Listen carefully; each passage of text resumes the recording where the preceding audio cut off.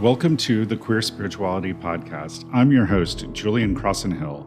This podcast is about an idea. It's the radical idea that queerness is a gift and that the divine celebrates it rather than merely accepts it. We'll explore the special role that queer people are meant to play in the coming spiritual awakening.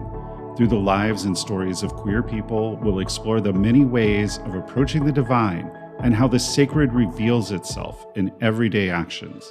Most of all, this is a podcast about love. It's about the love of the universe, it's about love between people, and it's about the love a community can share with one another. Thank you for joining me.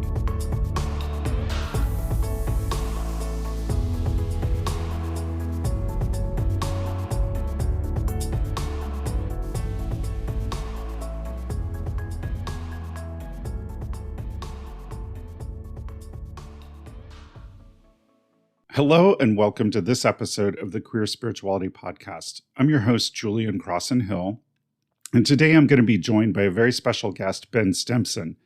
Ben is the author of the upcoming book from Llewellyn Worldwide, Ancestral Whispers, a guide to building ancestral veneration practices. And I think that this is very timely because if you don't know, I'm hosting a very special retreat in October called the Sacred Ken Samhain, which is all about honoring our queer ancestors. And our queer ancestors, which Ben and I will talk about, are those people who sort of paved the way for us to be out and queer and who we are today. People who did the work and are no longer with us. And this is an opportunity for us to really honor them and their contributions to all queer people alive today. This retreat is also for people who struggle to make other gay and bi friends, and for people who, for men in particular, who struggle with allowing people in and being vulnerable in their friendships. It's for gay and bi men who feel judged or don't like to be in queer spaces because they maybe have had bad experiences in queer spaces before in which they felt judged or they were told that they needed to be a certain way or act a certain way in order to fit into the queer community. And as a result of that, they kind of lost their magic, right? And I'm all about finding the magic of being who you are. So this retreat is really all about honoring our ancestors and also spending time letting go of the expectations and judgments we have when we are in community together so that we can see each other for the wonderful individual people that we are and really connect our magic in a way that is powerful, that creates a community that is supportive and loving, create those friendships that last for a lifetime, just all of that stuff. Letting go of all of that stuff that we bring with us when we go into queer space, all of the hookup culture and objectification and all the things that get in the way of just relating to each other on a very basic level. And we're going to do that through some workshops and some conversations and also just from some downtime, spending time hanging out and talking to each other. And against the backdrop of all of that, we're going to be honoring our queer ancestors through ritual. We're going to have drum circles, bonfires. We're going to dance. We're going to listen to music. We're going to do a lot of different activities and have a lot of opportunities. And you can do as much or as little as you want. So go check that out on my website, www.queerspirituality.net. Right on the front page, you'll see Sacred Ken Samhain, and that's where you can get all the information and register. If you need to make payments, you can make payments between now and the beginning of the retreat. Just check out with Partially when you go to buy your tickets, and you can do that with no interest, no additional charges. Just make payments, sort of a layaway towards your retreat. So go out there, get registered. I look forward to seeing you in October. Now, I'd like to take a moment and introduce our guest, Ben Stimpson, who, as I mentioned, is the author of the upcoming book, Ancestral Whispers. Ben Stimpson is a therapist, lecturer, student, and spiritual director. Ben has developed courses on a variety of topics, including ancestor veneration, the power of story, and folklore. When not working with clients or writing, Ben is engaged with his areas of study: religious studies, medieval and classical studies, folklore, and spirituality. Learn more about Ben at his website, www.benstimpson.com. Hi, Ben. Welcome to the show. Thank you, Julian. Thank you for having me on. Yeah, absolutely. I'm so excited for this conversation because you have a book coming out in September, I believe, Dude, yes. called Ancestral Whispers, and Yes. all about venerating and honoring our Ancestral ancestors, which is veneration. something, Yes. yeah, which is super important to me. But before we get into talking about the book, which I definitely want to spend a lot of time on that, one of the questions I ask every guest on my show is, what does queer spirituality mean to you? Oh, so that is something I try to work with my clients on. And I have to be honest, it's one of those, I'm caught between multiple different definitions. I find that the breadth of queer spirituality for me is so broad. On one hand, you have queer and queerness, you have spirituality, and then the crossover between those two.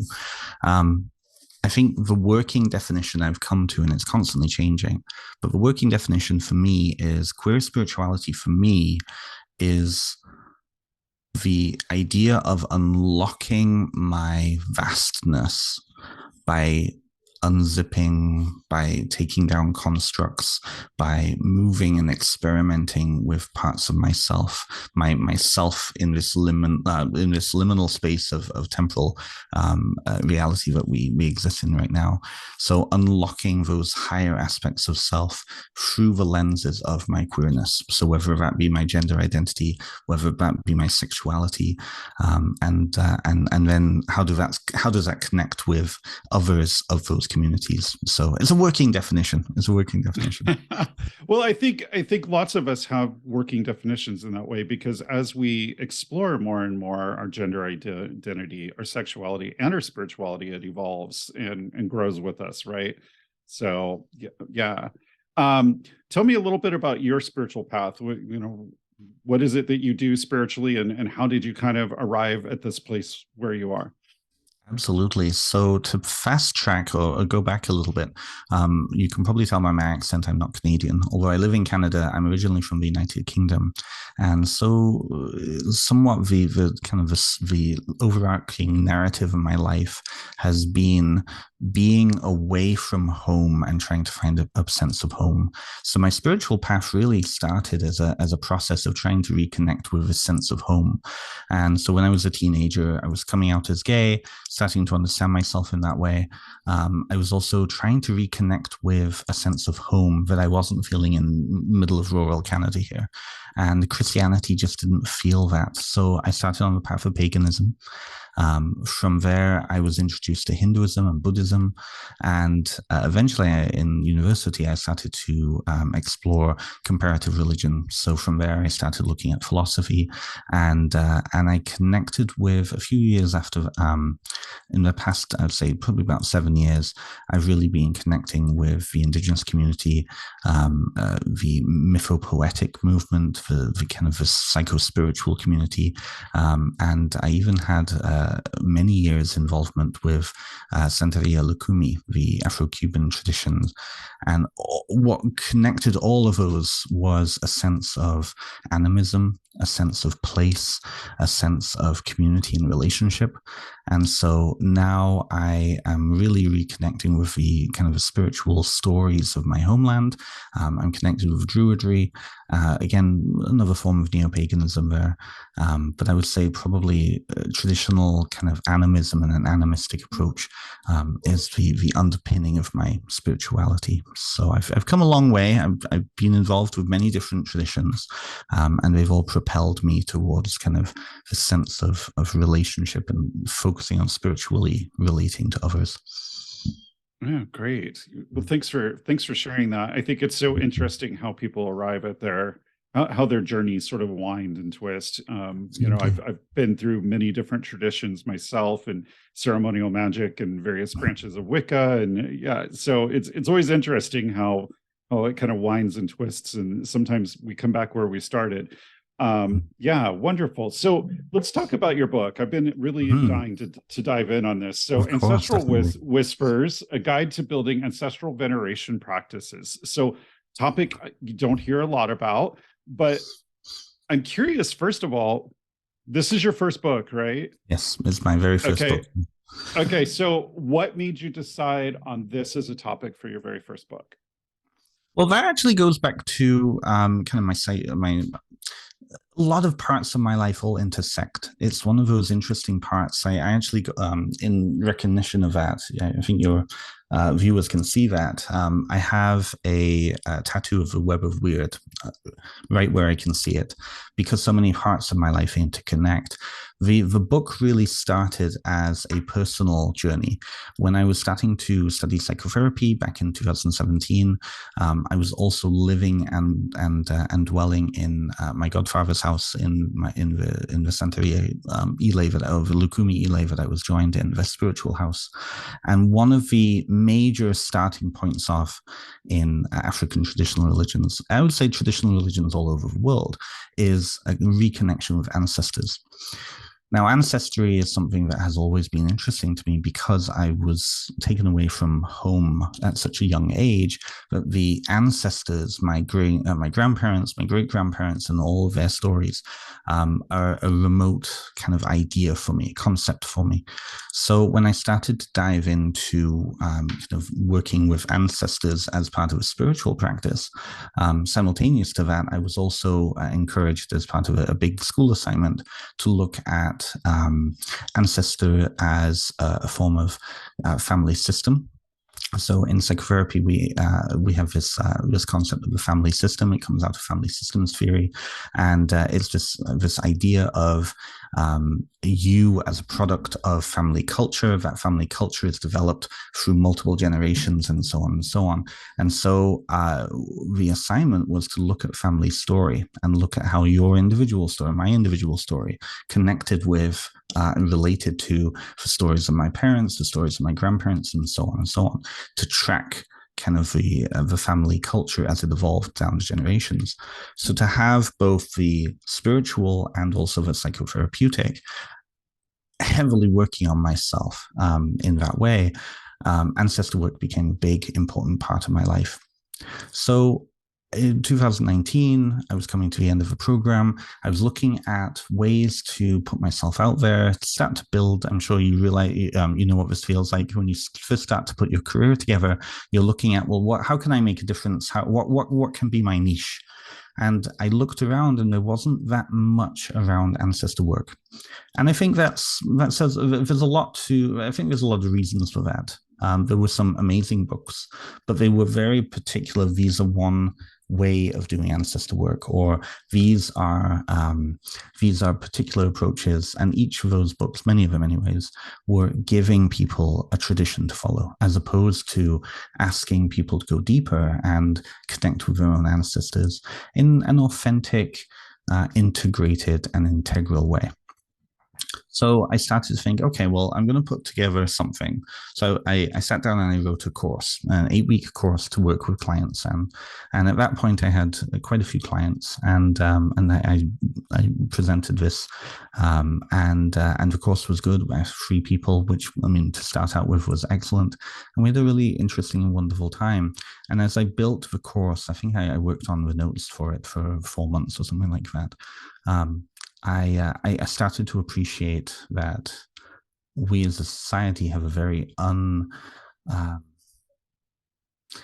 wouldn't say uncategorical. We as a society really have a messy relationship with the concept of death. And around that time, I was invited to a death cafe, a dumb supper, I should say, which is a tradition where you go and you sit with the dead. And I had an incredible experience with one of my ancestors. My grandfather came through. And so I knew that for me, it was such a wonderful personal experience. And I grew from that, but I really wanted others to start to explore this too. So I encouraged the people in the group that the course that I put together, and to engage in relating to their ancestors in that way. And all of them, it changed their lives. It didn't change their lives because I developed a course. It changed their lives because it was a catalyst for them to reconnect with their story, reconnect with their own story. And all I did was ask the right questions. So I started to think, okay, well, this is good. I'll do this again next year. It'll be good. And then the pandemic hit, and all my clients disappeared because nobody could afford my services anymore. So I was like, shit, what do I do? So what do you do? I think everybody was asking the same question. What do we do now? And up in Ontario here, the government was giving us a lot of support. And so I signed on, and I sat with this mound of notes, and having gone through this experience of doing this course with people, and I thought, you know what, I think this could make a good book. So I sat down with a friend of mine who was already published with my publisher, and I asked her, like, what can I do to make this into something? Because I think this will be a good book. And so she gave me her publisher's email, her editor's email, and I started to put this together.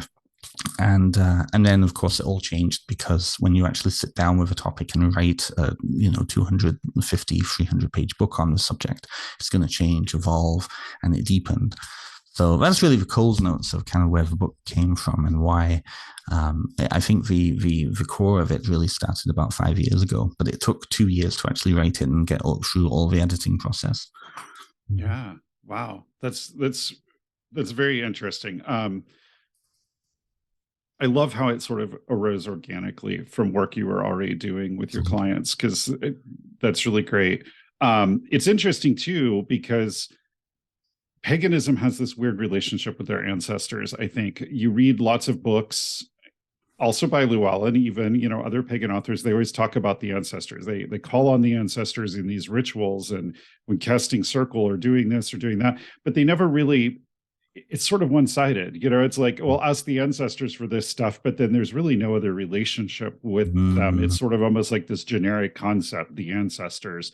And I don't think people really understand what that means. And I think you hit on part of it. We have a weird relationship with death. I know a number of death midwives who, have talked about this at great length, but we don't really stay connected to our older generations in our culture.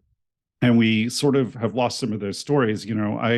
My father's family are not close at all, and my father and I are estranged. So I really know very little about that side of the family. I had always been told they were Irish. When I did Ancestry.com genetic testing, it turns out we're mostly Scottish. So, it's like we don't really even know those stories. So how does someone get started sort of reclaiming their stories and their connection to their ancestors? Absolutely. Well, and that is essentially why I wrote this book the way I did. So the book is not me telling you how to do ancestor veneration. It is it's almost like a very long therapy session. So what I do is I present all of these different examples of living traditions around the world, how people are relating to their living ancestral traditions around the world. And I beg the question, what would it be like for you to be in a relationship with your ancestors in such a deep way like this? I then go in the second part to consider and look at what a living practice looks like. Because you're right. I think a lot of Western paganism, the downfall is we kind of pay lip service to the ancestors. We bring them in, we say, oh, we're going to honor the ancestors. And then we put a cup down, and then we go on with our revelries, right? There's no sense of, there's no tangibility to the ancestors, right? If you look at the majority of world traditions, and I'm not talking about just Christianity, but Christianity, a lot of traditional Christian cultures have ancestor veneration as a kind of a parallel path. The ancestors are in the community. They're living with us, living in a different space. You look at you go down to any Chinatown in a major metropolitan city, and you will find ancestor shrines everywhere.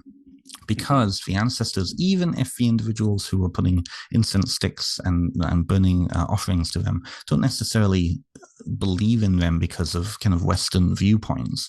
If you go to China, you go to Southeast Asia, you go to Japan especially, the older generations, the ancestors are not only very much present in the world, but they're there waiting for those older generations to join them eventually. And the expectation culturally is that the younger people, just in the same way the younger people are taking care of the elders as they are living, the expectation is you better be taking care of us when we're dead. You better be burning us offerings. You better be sending us food. You better be doing all of these things. Because otherwise, your great-grandmother is not going to get very happy. And when great-grandmother's not happy, things start to fall apart in your life, right? So it's one of those, it's true, it's a tangible Yeah. experience. And I think that we in the West, I think partly because of Protestantism, I honestly think that Protestantism is why this is happening. Because when you look at Catholicism and Orthodox traditions, the dead are very real, and they're understood to be very real. In the West, we tend to think of the dead, even the way we talk about the dead, as having passed, having gone. They're somewhere else. They're somewhere intangible. They're away. Yeah. Whereas the majority of the world understand that the dead have a very strong impact and potentially are able to come back. And we need to be not only placating them sometimes, we need to be pleasing them, but also we understand that, at least those cultures understand, that living people will eventually join those ancestors. So I think how people relate to their ancestors is to understand how deep cultural biases are, and to really think, what do we actually believe about the dead? So I go through that. I talk about, what are our conceptions of the dead? How do we conceptualize them? What are our beliefs about them? Whether it be cultural beliefs or individual beliefs. I think the West is also such a melting pot of beliefs now, that people have various different beliefs about the dead. From pop culture to traditional religious beliefs, to even just kind of new age beliefs that are floating about there too. So it's about coming back to self, understanding, okay, what do I actually believe? And now I understand what I actually believe, at least working belief, working understanding of what that belief is. How do I then connect with those dead? Why do I want to connect with the dead? Why do I want to have a relationship with the ancestors? What is that relationship going to look like? Right. So those are all key pieces that I ask in here. And a lot of the working activities in this are actually journal questions. So I ask after every section really good questions to get people thinking. And then I guide them to, okay, well, what could a living spiritual practice look like? Ritual practice. And for me, ritual practice is all about communication. I think we often lobotomize ritual in the West because we don't necessarily see it for the powerful paracosm that it is. Not paracosm, that's the wrong word of it, but I think we psychologize ritual and spirituality a lot. And I think in many ways we don't really connect in with the alternate realities that we can enter into through ritual. Yes. And you know what I mean? Yeah. Yeah, I totally agree with that. So I actually work with oracular trance and like spirit possession, deity possession work. And so, for us, our rituals are very real because the gods actually show up and partake. So it's far less psychological and compartmentalized and sort of turned into this left brain activity. It's really interesting, we're talking about the concept of the dead and the ancestors passed on, because here in the Midwest, where I am, spiritualism has quite a big impact. I'm not far from Camp Chesterfield in Indiana, and I actually, in my circle, have a number of mediums, and so we have a very different approach and sort of idea of that, of death, and the fact that there's continuity beyond that, which is really interesting because it does sort of change the perspective on it. And so ancestors have been something that I've been connecting with more, which kind of leads me to my next question, because some of us, we have complicated relationships with our ancestors, with the people who have gone before. We don't always agree with some of the decisions that they made, some of the things that they did. So how do you handle that when you have ancestors that maybe you're not terribly proud of? Absolutely. I think that's I do talk about that in the book as well. That's a question that comes up often, and I think again that comes back to that idea of Western perception of reality. We tend to be very concerned with the ancestors who we know, right? Which is our family. We know our dead family. We don't necessarily know the ancestor from 1,000 years ago or 2,000 years ago. And so we tend to be very focused on those blood relatives. And so in the book, I really challenge that. I challenge the idea of what, first of all, an ancestor is, and then how you can relate with them, especially for our clients, the queer community. We know that the queer community has a fraught relationship with family. This is why the whole idea of chosen family is so important for our people, right? And various people I have a podcast I'm doing currently. The majority of them are queer spiritual practitioners. I think I only have like 2 straight people who are joining me this season. But I ask that same thing every single time. And I think that so to answer your question, I think that we need to expand the concept of ancestor, perhaps to even include fictional characters, affinity ancestors, conceptual ancestors, expand this idea of how we're relating to others, maybe the sky, the land. This kind of comes back to that sense of animism too, right? When you look at indigenous traditions, up where I'm from, up in Ontario here, we have a very large Anishinaabe community, Haudenosaunee, members of the Six Nations Confederation, and a lot of those traditions are animistic in nature. And whenever elders in those communities are thinking about and conceptualizing their relationships, they're thinking about the whole of the world, right? They speak about their people and also all our relatives, which include the animals, the spirits of the land, the deities, everything, right? So I think we need to not so much focus on the temporal kind of the very close ancestors that we had unfortunate relationships with and fraught relationships with, and to look at ancestry as being expansive, right? We look at the collective. But I think also ancestor veneration, this is where the healing can take place. Ancestor veneration can give us the tools to begin to heal those relationships with those individuals who are dead. If they're dead, the relationship changes, and we don't need to put up with their bullshit as much anymore, right? But also, we have then access to, if great grandmother was a raging transphobe, did not understand anything to do with gender, and was constantly going on about those homosexuals and blah blah blah blah, really homophobic stuff. We then have access to her elders and their elders and going back, right? And I think this comes back to, understanding how you conceptualize and what you believe about the ancestors. For me, I understand the state of death as being a place of healing, being a place of retrospection, being a place of being able to see the repercussions of your views in life, right? I had a wonderful experience with my grandfather during that dumb supper where I asked him, why were you an asshole to my dad for so long? Because that's one of the things my mum has always told me, that my grandfather, although he's a wonderful man, was constantly being very hard on my dad. My dad is still living with that stuff now. And I had to deal with that through my dad, right?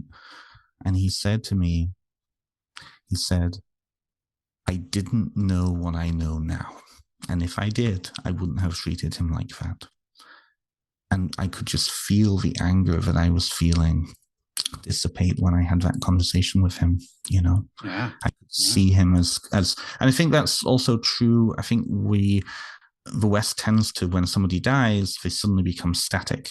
They can become locked in where they are at. I do believe that death is a place of spiritual evolution. Coming back to what you were saying about spiritualism, so I practice spiritism, and spiritism is about the French Allan Kardec branch of spiritualism. I know they came up separately; they're not a branch of each other, but they were very connected in many ways. And spiritual evolution of the soul, I think, needs to happen. That's a personal belief of mine.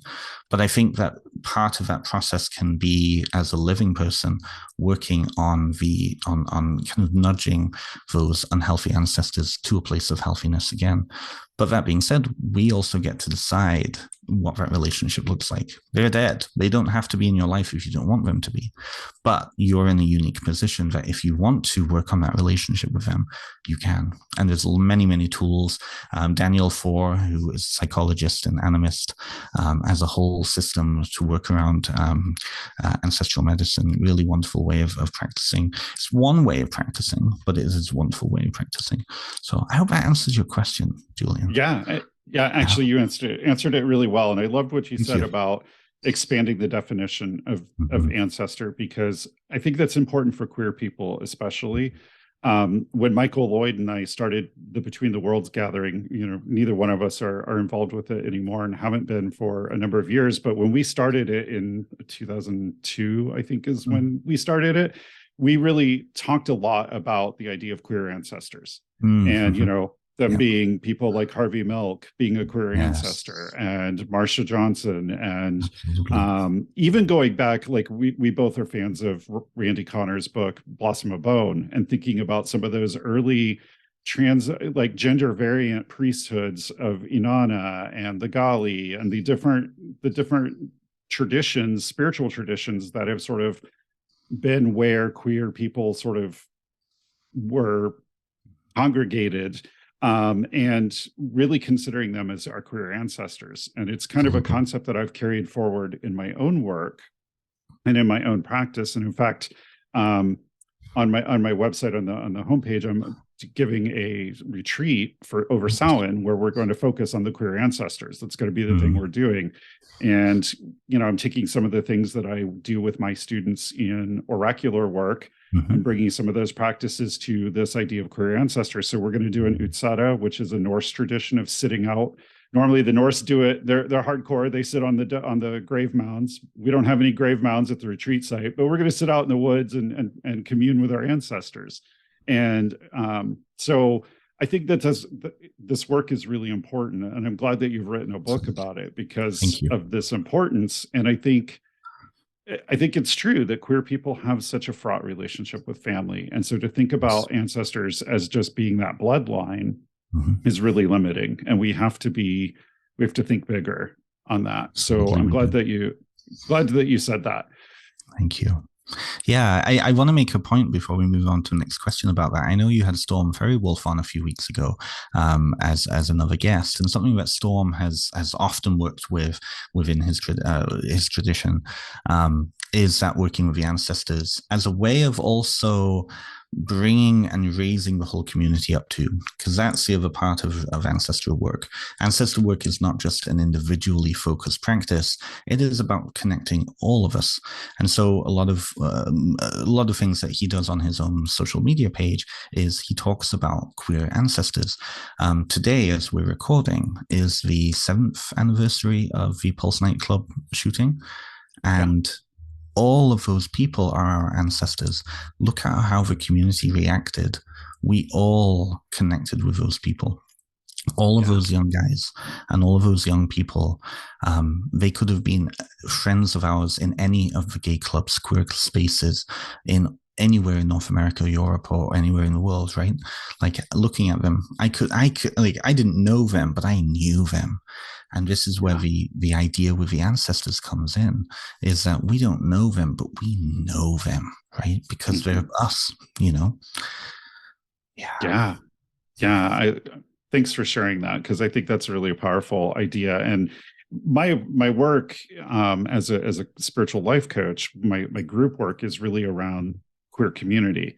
I'm an older gay man who came out during the AIDS crisis, and our community was a lot closer back then. And I've kind of missed that connection that we used to have. Yes. And I think so. One of the things I talk about a lot are what I call the EBFJs that break down our connection in the community. And there are our expectations, our blame, our fears, and our judgments. And so a lot of my work is around bringing people together and creating these experiences where we can let go of those and really find that connection, which is what this retreat over Samhain is about. And I think this idea of queer ancestor that you're talking about and the way it unites the community, it's really, really crucial part of that work. Because when we think about all those lives lost to the AIDS epidemic, or Yes.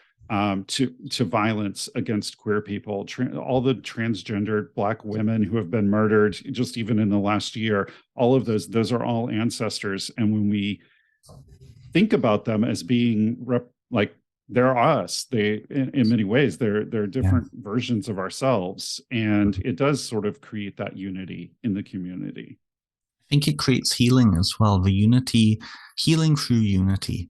And I think we can become very open to different forms of relationship in that way.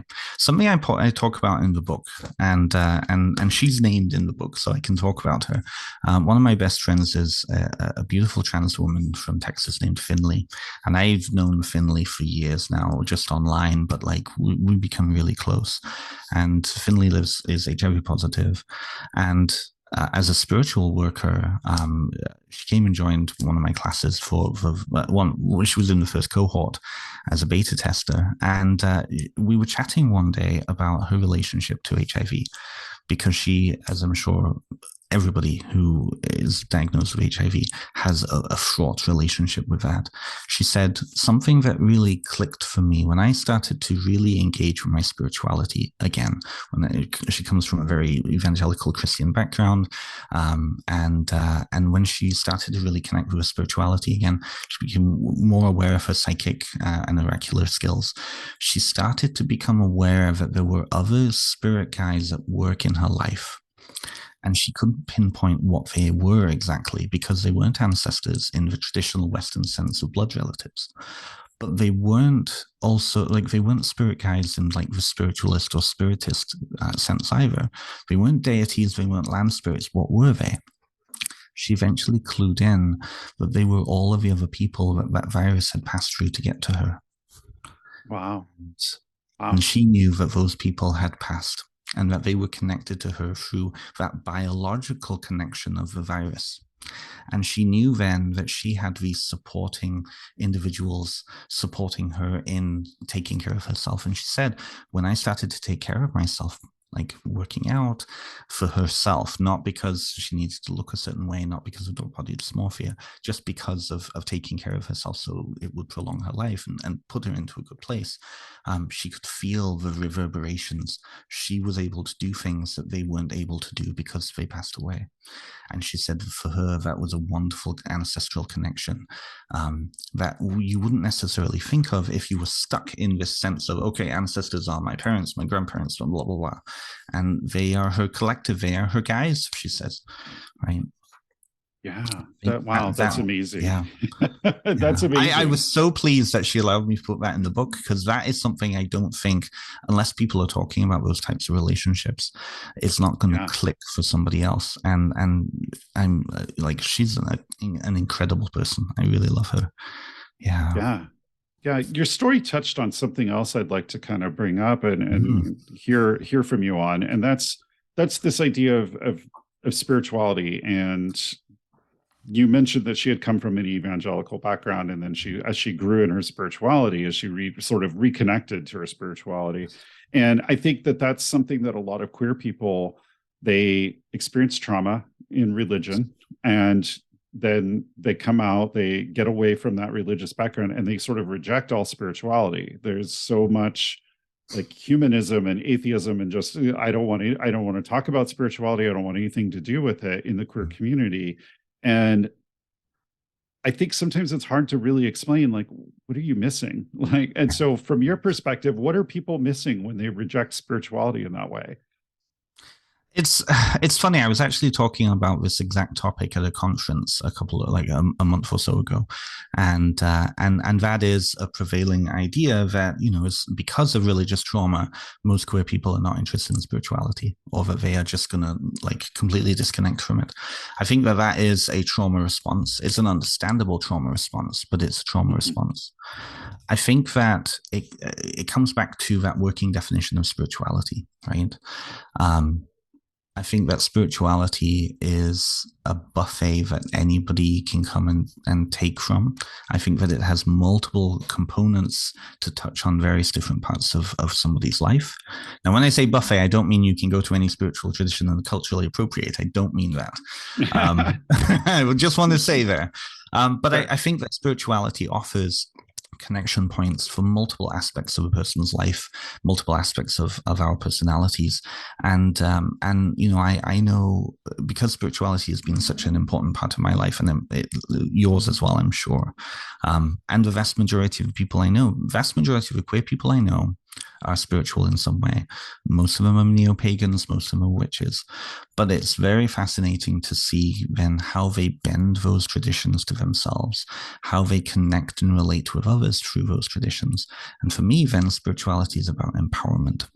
Right? In the same way that ancestor work is about empowerment, it's about relationship, and it's about coming back to oneself. So for me, a big part of my spirituality is understanding my story. Now that connects in with my therapy work, it connects in with my spiritual work, and it connects in with my sexuality, for example. You know, who am I when I'm, you know, having sex with a guy? You know, who am I in that moment? What role am I taking on? And then it starts to look more like secret sexuality, right? So I think for spirituality, I think people limit it to thinking of it only as religious, and I think it's Yeah. much more expansive than that. Yeah. Yeah. Yeah, Yeah. That's a great answer, because I definitely agree. Spirituality should impact every area of your life, not just when you're in ritual or sitting in front of your shrine or absolutely. in a religious service. It should Yeah, be everywhere. And I really like that you mentioned the story, because your personal story is such an important part of the work that I do. I'm a human design specialist, so I work with human design, which is all about understanding your story, understanding the energetic design of your form, and then all the conditioning that got sort of layered on top of it. And it's all about unraveling that story to get you connected back to that authentic, what were you designed, how were you designed to operate? So mhm. I'm glad that you brought that up. Um, yeah, so many good things, and this book is just so important because of just it touches on so many areas, and I'm really glad that we got to have this discussion. We're close to our time, but I just want to ask before we close, is there anything that you wanted to share or say that maybe we didn't hit on yet?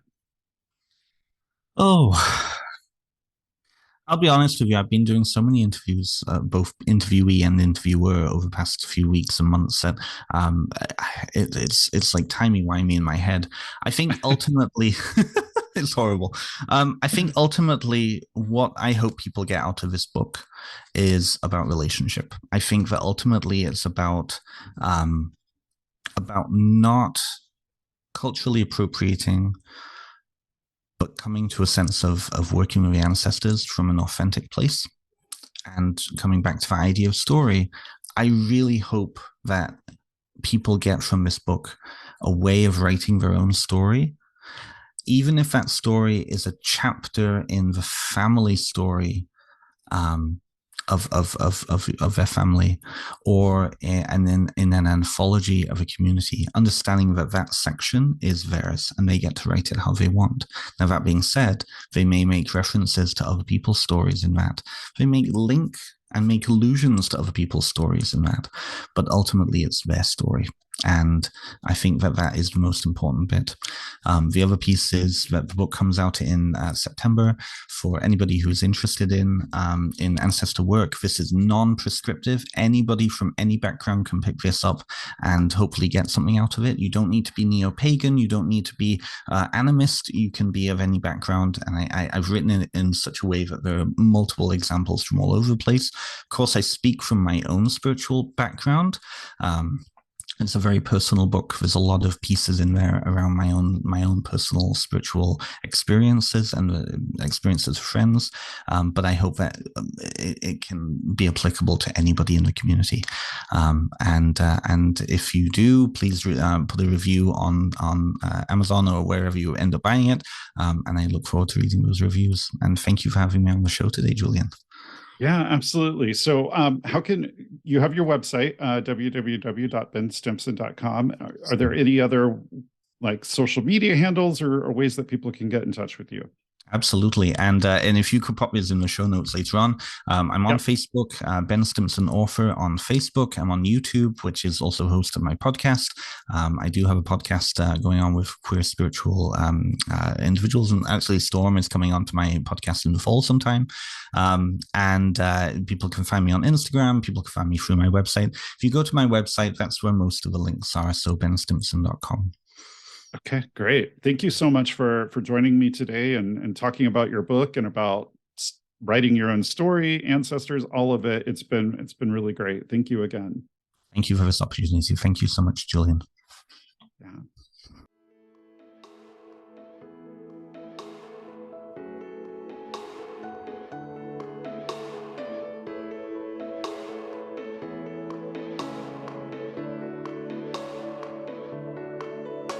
Thank you for listening. This has been the Queer Spirituality Podcast with Julian Crosson-Hill. If you enjoyed this show, please consider leaving a rating on whatever site you get your podcasts at.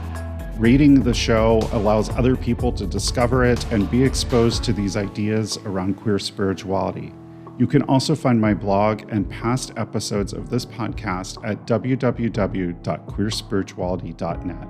That's www.queerspirituality.net. You can also there find links to the Queer Spirituality Facebook group, my various social channels where you can get involved in the discussion or send me your feedback or questions or things you'd like to hear on the show.